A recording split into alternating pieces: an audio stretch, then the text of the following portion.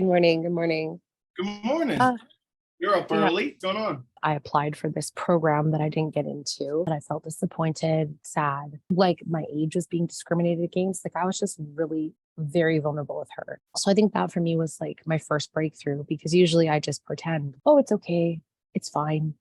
I'm not upset about it, but like actually was upset about it. Well, no, first of all, she told me that I'm worthy. I'm a badass, beautiful, hardworking musician with a voice that's like stunning, professional, polished. That like the training that we've been doing has been like supporting me vocally, my range and my ability to like not overwork myself in terms of like taking too many gigs or doing too many sets and just like really acknowledging like the humanity of my voice.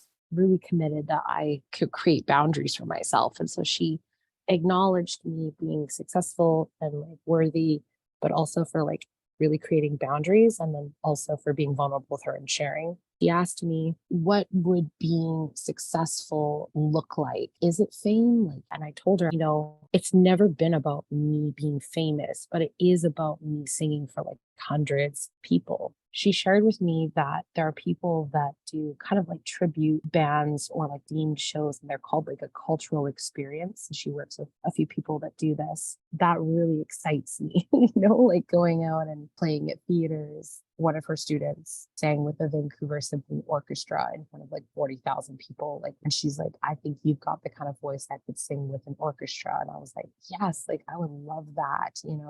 It just became very clear to me after that conversation that that's what I want to do. In the meantime, of course, I still want to like release my own music, but I'm not that person that wants to like chase, streaming numbers and keep chasing after the grants. And that doesn't bring me joy. And I keep dealing with my own expectation and my own understanding is like, oh, you have to be a certain age and you have to make a certain kind of music. And there's just so many people that are like going after it, trying to be like the artist with like the number one charting hit. She said a certain percentage of people she works with, they're the opposite of me. They don't love to sing, but they do love to make music. They love to songwrite. And their dream is making a hit single and selling it to like Adele or John Legend. So they don't want to be the ones performing. Whereas and for me, it's like, I love singing. It's not about whether I'm singing a cover, or original. Like, I just love to sing.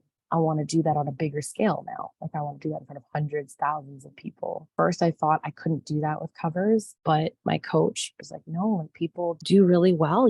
They make like 1,000, 2,000, 4,000 a show. And I went in with a trio and we each made like, let's say 1850 and we did like 15 shows. That's almost like 30 grand. I think it's important for me to allow myself to gravitate towards the things that bring me joy, not the struggle, not the feeling of like, oh, this feels like work. I don't want to do that. That was my dream as like a child of like when I was growing up, it was like Hillary Duff, Avril Lavigne, Kelly Clarkson. That was the representation you saw.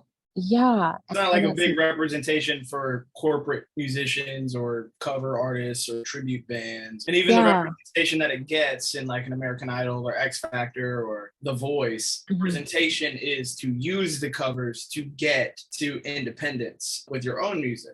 But yeah, it doesn't have to be that way. We only need 51% to be in the majority, but most performing musicians who do it full time do it through cover music. Yeah. The thing that my coach said to me, the artists that have been slugging it in the bars with their own original EPs, their CDs that they're selling, they're not making a lot of money. They all work like 2 or 3 day jobs and they're playing their originals. They're not doing what you're doing is definitely where the covers are. It's not with original art. Original artists have to build and build and build and build. And that's why this program exists, is to give people support who have had that experience. I have to say, like, it's felt like it's been a struggle for the past 2 or 3 years because I missed the boat being like a songwriter and a recording artist.